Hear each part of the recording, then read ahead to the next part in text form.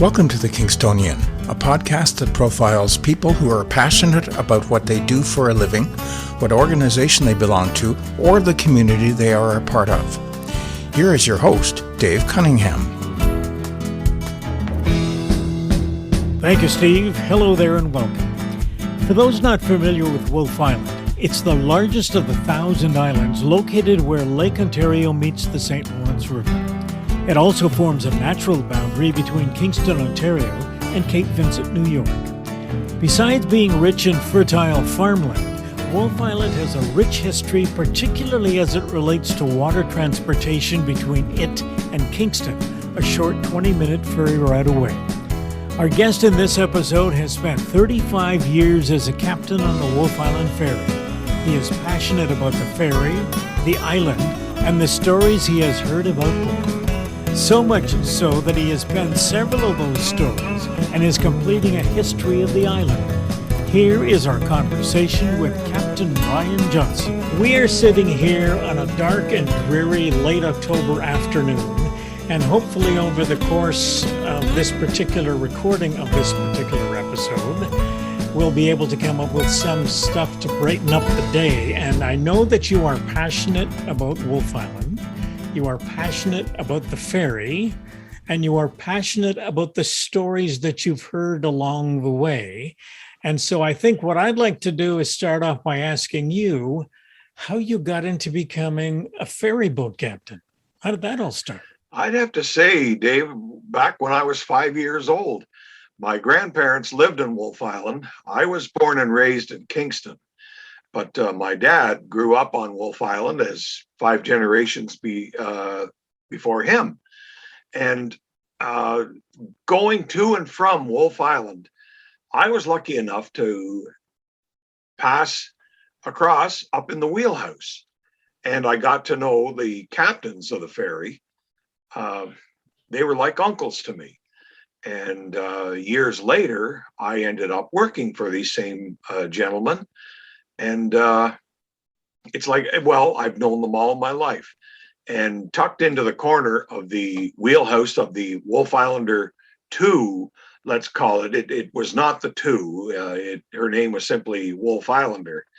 The original one was struck from the records. So they refer to her as the 2. I tucked myself as a youngster about, well, as far back as I can remember, maybe 8 or 9 years old, in the corner, and conversations just carried on.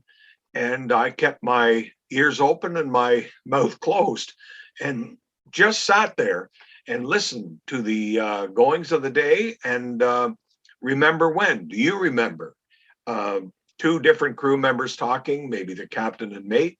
And I was simply silently sitting there, taking it all in and watching as they came alongside the dock. And I just had a fascination for it then, and that never left me. Well, they were told again and again, as different captains, I got to know them in the late 60s and early 70s. And 2 or 3 of them became personal mentors, teachers, and very close friends.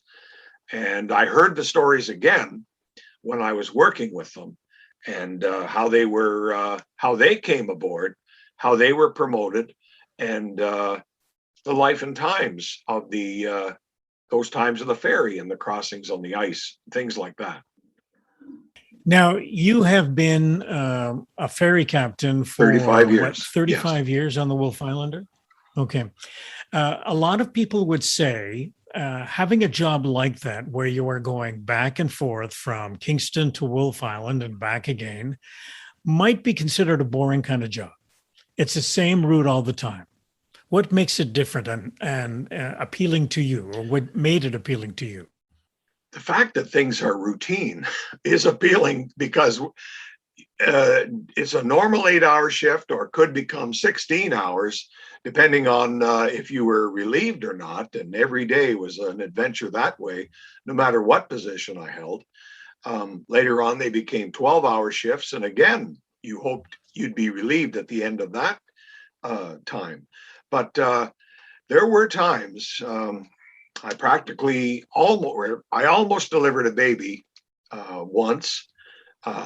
We've had a race to the doctor countless times, ambulance runs, different emergencies happened, things like that, that you really hope you won't have that particular evening or day, but stuff happens, and you simply deal with it. You just get into that mindset when you walk into the wheelhouse and just, okay, the crew are trained in this and the other thing, and we're basically ready for anything that happens along that time. So you're in the wheelhouse and you are doing your job. How much people contact would you have as captain of the ferry? People would come upstairs back in the day before restrictions, and of course the pandemic. People just wandered upstairs and passed the time. Retired captains. I was lucky enough that if it was me, those still around would always come up and pass the trip along. And once in a while, one would ask, "Do you mind, Cap?" I said, "You taught me. Go ahead, bring her on in." And we'd pass that, and I would ask questions, of course, of some of them, just the secrets of operating the older ferry, what I remembered, and what did they know that I didn't. They had a magnetic compass. We have a magnetic anomaly in our area, which is only present in the Bermuda Triangle and the other part of the world. I remember reading about that. So our compass would swing 22 degrees to the west and maybe 5 degrees to the east. Nothing to the Wolfe Islander 3 with a gyro compass, but everything to the Wolfe Islander 2 and the Upper Canada ferry that had only magnetic. So they had to allow for this. And on a normal day, you just look out the window. On a day that it's freezing rain or a blizzard or fog, not so good. And with radar, this became quite easy. But before radar, you had to allow for this. And how do you know your ship isn't swinging? I would ask some of them. And they said, well, we just knew when it started to move, we weren't. And we practiced and practiced to hold her on course. And then we'd sound the horn coming into the harbor and hear the echo from the locomotive plant to realize how close we were. Things that I never did, didn't have to. And the locomotive plant, of course, was gone by the time I worked on the ferry, but I do remember it. And these were the little tricks they had that made every day, an adventure, every trip an adventure. We talked a little bit about the Wolfe Islander 2 and the Wolfe Islander 3, and I want to talk a little bit about the Wolfe Islander 4 later on. But let's get back to the business of meeting people and hearing stories about Wolfe Island, about the Seaway, about the ferry. Where did this develop into some sort of desire to put this down in writing? This was something that I always had in the back of my head since I was 12, maybe 15 years old. And I just recorded things in a diary. I did that around the time I was 10. And these developed into thoughts that I could expand on. And as I saw the actual event in an older newspaper article, I simply put myself there. I took 2 or 3 OAC writing courses, about 20 years ago now, and just expanded on it and studied the style of some of the novelists and writers, that they'd open with some drama, some opening sentence that's going to hold a reader. For instance, if I pick up a book and you haven't got me in the first paragraph, I'd just put it down. But if you do, then I want to hold on to it. And what example do I have when I did a story on, not really Seaway related, but on Mrs. Felicity McKendry, one of Canada's first female pilots and instructors. She said to me when I did her story, she was over to a book signing on the island, and I just happened to mention to her, would you mind if we sat down and I did a story on you? Well, that was routine to Mrs. McKendry. But when I started the story out and she saw the outline, She said, now that's the first story ever done on me where I'm in trouble, where we're flying and we're in a snowstorm and I have to turn the airplane around and get out of it with a co-pilot. We both understand we're in trouble and we're not saying a word to each other. We're just coming 180 degrees to get out of it. And she copied that story in her own book, I Grew Too Tall. And to me, that was the ultimate honor. That, of all the stories written about her, it was mine she chose to put into her own book. And those little things you never forget. When you started writing stories, did you start writing about Wolfe Island first or the Seaway, or how did you sort of get into that in terms of topics? My first story was that I published in the Whig Standard, and it went from there, was I think in 95, when Captain Buck Mullen, who I considered one of my first teachers of all time, passed away. And I read his obituary, and like anything else, it was small, brief, and to the point, but that was it. And I said, there's a lot more to this gentleman than people know. The old-time Islanders certainly did. Well, I wrote out a story that I hoped would be printed in the Whig Standard. And I think it was a page and a half, and I showed it to my daughter, April, who was then, I think, in grade 12. And she looked at it and said, yeah, Dad, it's okay. He was. The Wolfe Islander blew a mournful salute. She said, can you not spice it up a bit? So I went back downstairs to my typewriter, didn't have a computer, and there was a picture on my wall around my desk with Captain Mullen sitting on the side of his ice boat. Now, this is a small craft that had runners and a big airplane propeller in the back. Well, I looked at the picture and I thought, our chief engineer, when he was born, he told me a story that Mom and Dad had to rush down to Mullins and get across to the hospital. There was no resident doctor at that time on Wolfe Island. So they had to cross in the Saucy Sally that Elwyn Mullen had at the time. This is before his time as a ferry captain, but he ran a water taxi in the summer with his father and ran a ice service in the wintertime. Now, later on, people would cross the ice on their own, but during the dangerous times, or late fall, early winter, and then the spring, he ran them across on the Saucy Sally. Well, I went back down and put a new piece of paper in the typewriter and just started. It's midnight. There's no doctor on there's no doctor on the island, and the baby is coming. And it just went from there. And I started into them coming down to the waterfront, ringing Buck's house through the switchboard and getting the Mullins on the phone. And by the time they drove down and climbed out of their car and walked out onto the ice, the motor was already running in the airboat, and both Mom and Dad climb in. Mother terrified because this is the most dangerous time of the year, late March, and they can see that the wind is up, the ice is moving, and they're going to go across. And off they go, the boat breaking free of the frozen runners and engine roaring. They're both hanging on. And as they come past Garden Island, they can see that the water is open. There's ice, there's waves, there's white caps. And she closes her eyes. And Captain Elwood Woodman told me when the boat jumped from the ice into the open water, she took a dive. And Buck would just give it to her with the power to get the nose back up. Well, I had them where they dove down into the black water, and ended the paragraph. And the next sentence was, of course they made it. That was Buck Mullen at the wheel. And Mr. Lukatz called me, I think the following morning. And who are you? Where did this come from? And is this the late Captain Elwyn Mullen from last week? Yes, it is. And yes, this did happen.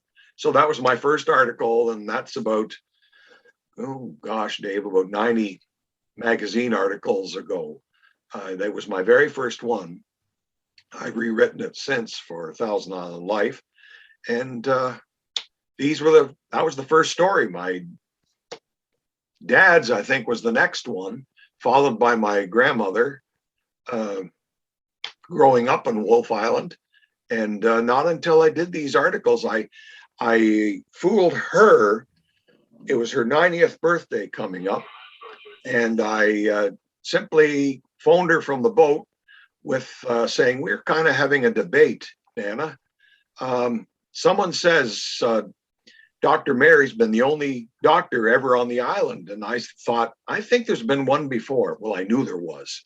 The Dr. William Spanky was his name, and he saved her life back in the 20s with ruptured appendix on Wolfe Island with dangerous ice conditions. And well, I got her talking. And I had to interrupt because I had to land the boat.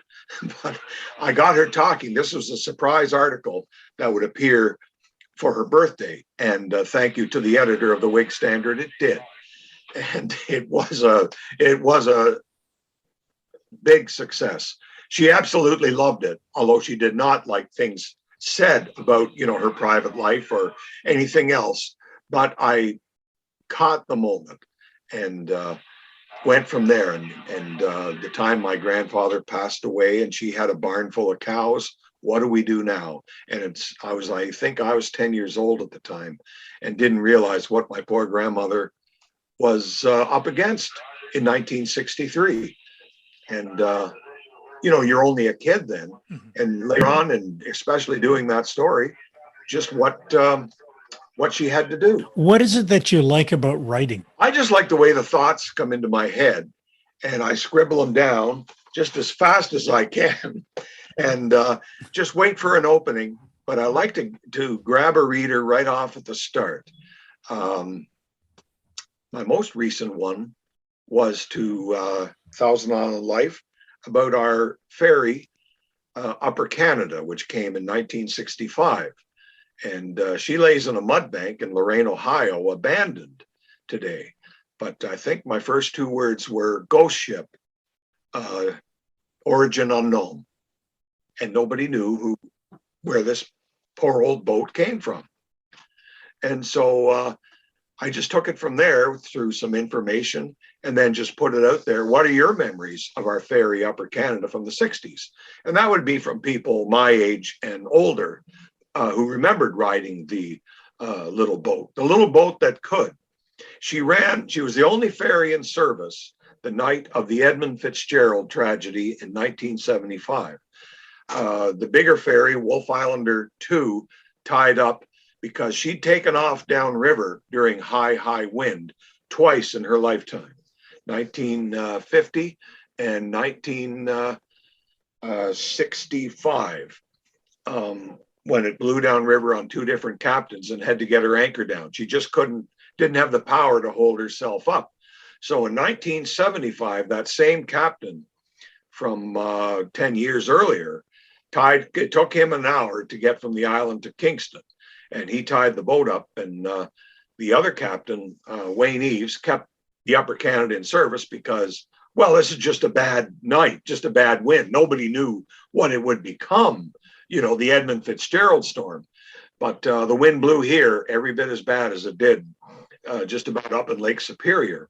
And they continued service, taking people across, cars, several. My cousin was mate that night, and he said two or three drove off making the sign of the cross when they got on the far side of Kingston.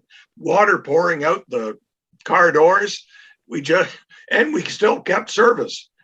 That was when they had the dolphins, the new dock put in the village, so the other ferry couldn't land there, but the smaller one did, coming into the wall. But all the power was out in the village of Marysville, so they just had their own spotlight to come alongside and let people off. I think many of us would have tied the boat up. This is a bad night, and it's getting worse. And to hear Captain Eves saying it, by 7 o'clock, the weather was ungodly, and that was the actual time, about 500 miles away, 700 miles away in Lake Superior, that the big ore freighter Edmund Fitzgerald disappeared in Lake Superior. So, yeah, that was a local story, the little ferry that could. When we come to talking about Wolfe Island, you said that it was your grandparents who grew up there, who lived there, correct? Or your parents? Yes. Yeah, my father grew up there. Yeah. And my grandparents ran a farm, as did their parents, as did their parents. Now, you were the founding president of the Historical Society of Wolfe Island, correct? Yes. Yes. What is it about history? I know we've talked about the goings on with the boat and the lakes and stuff like that. What is it about the history part of it that you really like? Well, it was always the stories that cemented in my head, that I just kept there. And I happened to meet at another gathering that Wolfe Island had. It was called Scene of the Crime, started by two other islanders. I'm there. Listening to the authors. This was called Scene of the Crime from, I think, 2003 to 2013. And I sat beside a lady who, after the one segment of the day, said, "Excuse me, you're Captain Brian Johnson?" And I said, "Yes, ma'am." She said, "I understand you did a story on my house. I'm new to Wolfe Island." And I said, "Okay, can you give me a hint?" And she said, "I bought the Armstrong farm out on Button Bay." And I said, "Well, my grandfather grew up next door to that." And I said, "Really?" Herb and Mary had been dead for several years. And the last time I drove by that house, the barns were gone and a couple of smashed windows, and birds were flying out of the upstairs broken window. And I thought, "You did? Really?" And she said, "Well, I've done some work to it. And could you have a copy of that story? And I'd love to show you the house," because I hadn't been there in well over, I think, a year and a half. So I said, "Well, certainly." And this lady was Victoria Stewart from Montreal. She found the house and renovated it. She was behind the Wolfe Island Historical Society. Our day that I popped in that morning, a Saturday morning, I think, with the newspaper article. She wanted to frame it. And she said, "What do you know about the house?" And I thought, well, I'd been here a few times in my life. My grandfather grew up next door. We'd stop in when I was a boy. And then I did Herb Armstrong's story in this room, but it didn't look like this. This is all open and airy and cheerful. It was kind of dark, and I can barely remember, and it was fairly cool in there, but he kept everything, the furnace down low and just one light in the one room. But she'd renovated the farmhouse, and then by 4 o'clock that afternoon, I was still there, and we were talking about forming a Wolfe Island Historical Society. Wouldn't that be neat? And I thought, well, yeah, okay.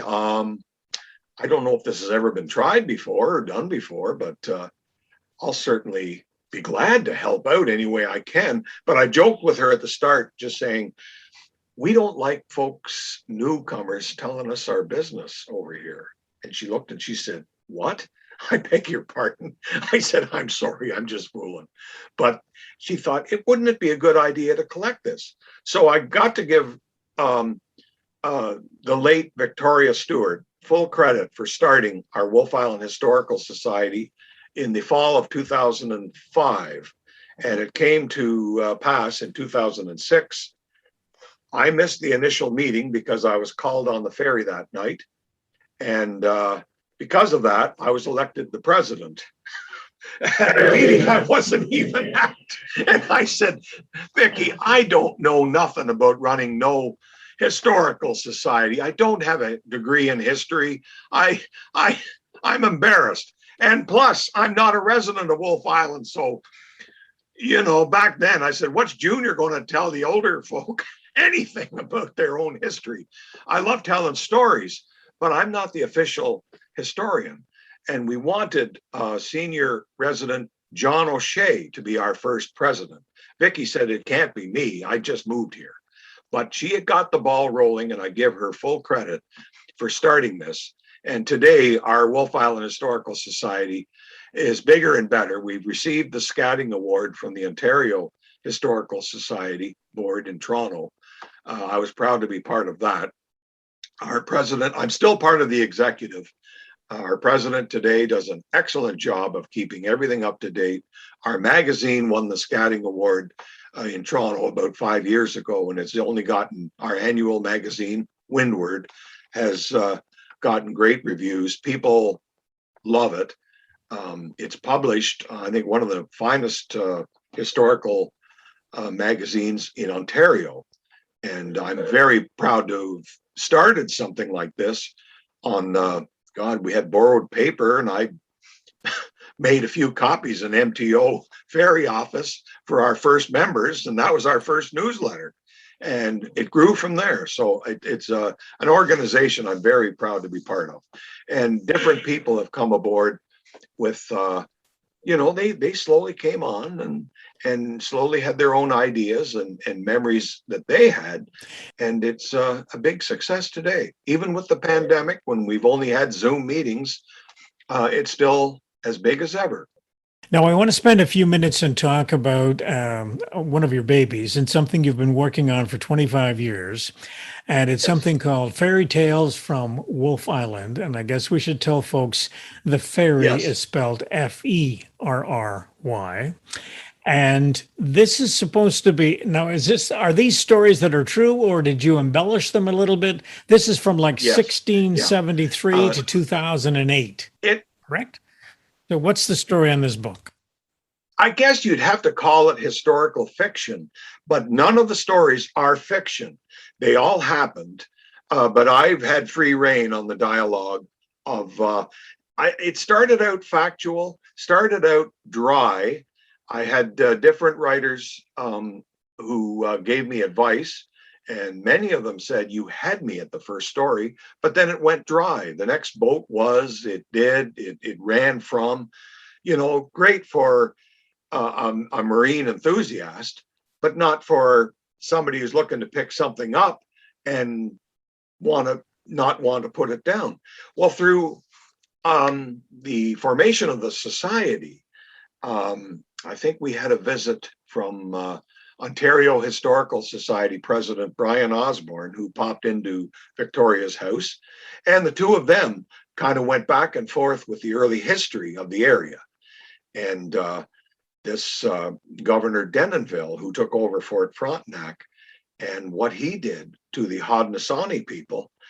And I disappeared from the room. I'm the president, but I disappeared because I have no idea what they're talking about. So I didn't want them to ask me my opinion on it. So I stepped aside and I listened, and I understood that, okay, this happened. And then I asked Victoria later, what exactly happened here and what year? And she said, well, this is the year. She found the document. And I said, oh my goodness, where I started, it's semi-fiction about a young boy leaving the Haudenosaunee village at Point Peninsula, Brophy's Point, and taking some articles to be traded at the new fort in Cataraqui, spelt and pronounced differently. And he ends up terrified as the canoe de matre are coming through that evening by moonlight. He hides in a little spot near Cedar Island and watches these big canoes come by. So every story involved in fairy tales has to do with marine transportation, from the earliest dugout canoe, which he had, to watching these great big canoes paddled by the Frenchmen coming into trade at the new Fort Frontenac, it would be called, fascinated me. And then every story from there, then the Governor Denonville tragedy, that same boy would be captured and sold as a slave across to France, which did take place at Fort Frontenac 20 years later. So this is where it all started to tie in, and I had a theme going on forward. I did branch out onto some inland events that happened, but it didn't tie into transportation. So I had to eliminate that and then just tie, if it ties to the ferry, because different books have been written. A very successful one by Barbara LaRocque, Wolfe Island, A Legacy in Stone. Very, very good reference for me. And Barbara LaRocque is a personal friend, and touched on just about everything early in the history of Wolfe Island. So we sort of complement each other, where I don't touch on things that happened inland, but everything to do with transportation, getting to and from. If it has to do with the ferry, like the old castle, where the plan was laid out for the new steam ferry Wolfe, it's there. Where the Wolfe Islander 1 was lost in a snowstorm in 1916, the new Catholic church was just being built and was just behind the regular church. But this big cathedral had the new bell installed. And the original title, the original article in the British Whig was Bonfire and Church Bells. And the Wolfe Islander was with Captain MacDonald. They were lost in the snow, a blinding snowstorm, which I've had many times coming into Barrett Bay. But I have radar. I have different, the electronic chart, not a magnetic compass, but an actual gyro. I know where the ship's head is and where the ship's position is at all times. They didn't. All they had to do was try to look out the window. So they started ringing the church bells in the churches. And let's see, Captain MacDonald was Catholic, and Bill Armstrong was mate, and he was a Methodist. And bells are ringing, and he said, which one is it, Armstrong? Is it the Methodist church? Well, I can't tell. Well, don't you know the sound of your own bell? Armstrong, beg pardon, Captain, don't you recognize yours? They're going in different directions, but you can't tell in a snowstorm. And then this big bell starts ringing and nobody knows what it is.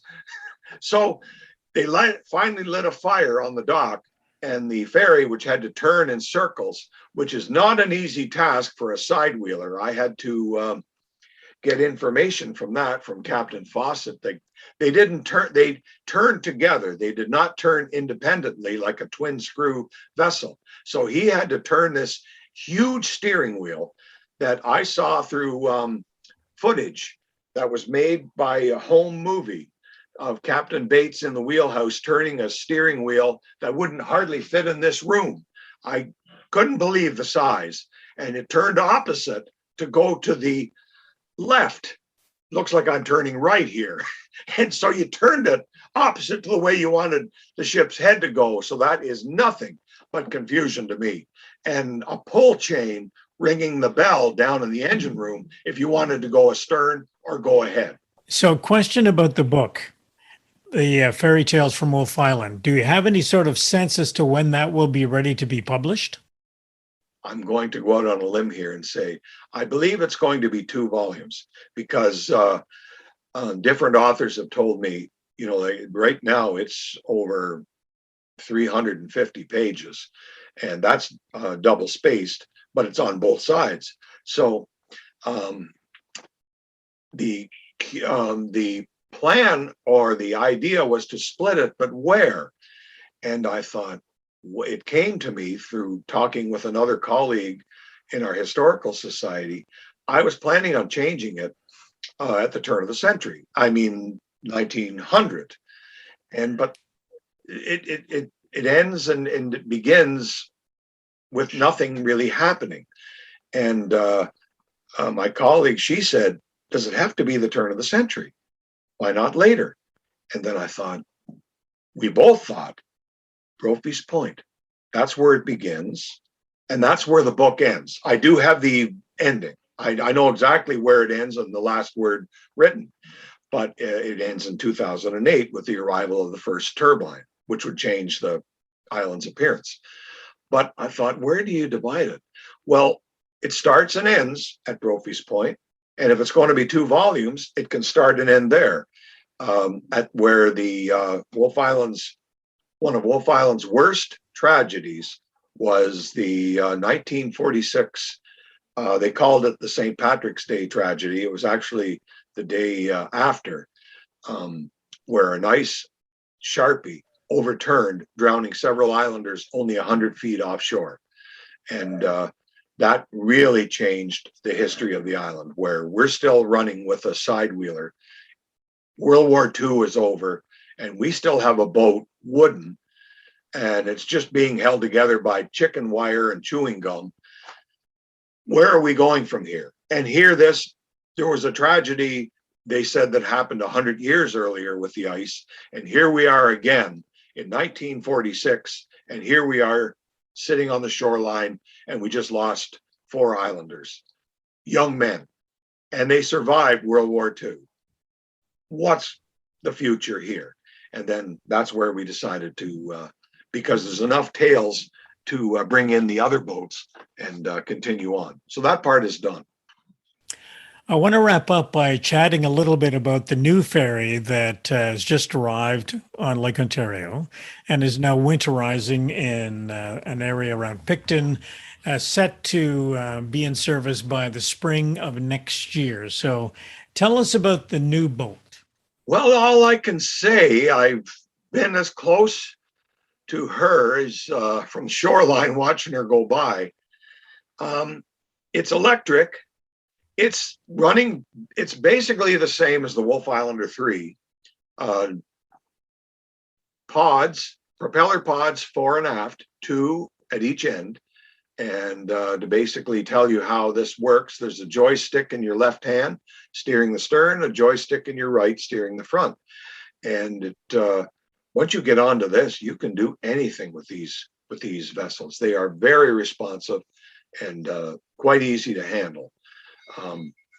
She'll carry, she's 99 meters long, 325 feet long, as compared to the 200-foot Wolfe Islander 3. So it'll carry up to 80 cars compared to our 55, and 399 passengers as compared to 339 on the 3. The Amherst Island is bigger than the Frontenac 2. She's 236 feet long, 72 meters, and she'll carry 42 cars as compared to 30, and 300 passengers as compared to just a little over 200 on the present Frontenac 2. Now, when these things are in service, do you have a sense that you're going to get the opportunity to climb into the wheelhouse and play a little bit just to see how they work? Come out of retirement, as it were? I'm not really retired yet. I thought you were retired. I am retired, but not officially. I beg your pardon, Dave. I retired in 2015 and came back the next day on contract, and that's where I stand. Now, I stepped down due to complications in my health recently. So I've been away from the boat itself since May.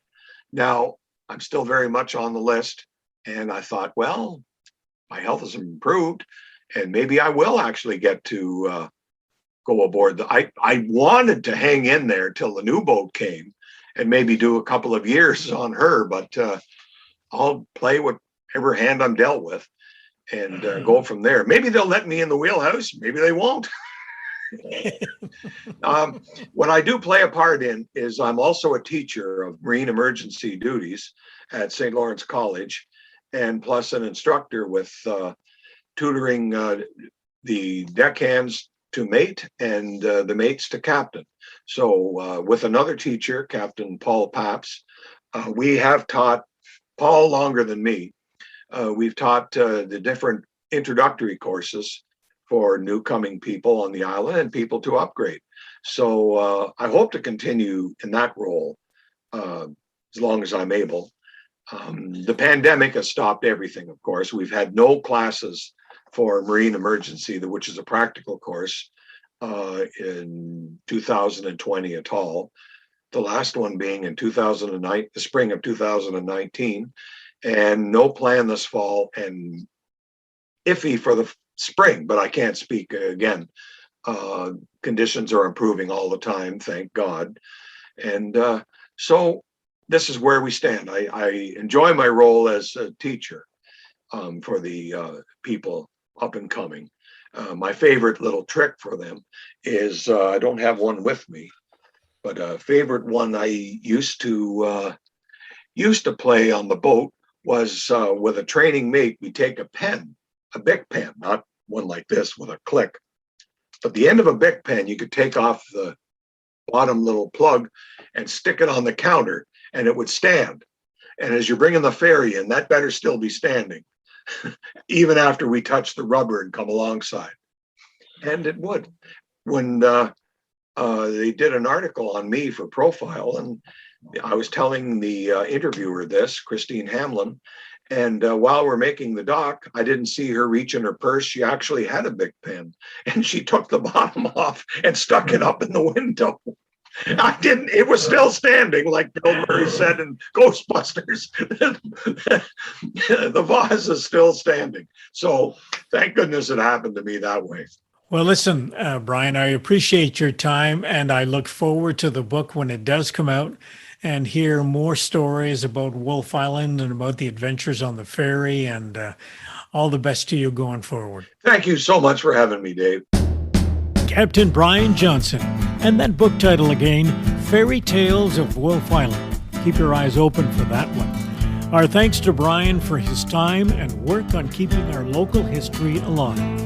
This episode was recorded in late October 2021 using Zoom. The theme music for the podcast is Stasis Oasis, written and performed by Kingston musician Tim Aylesworth.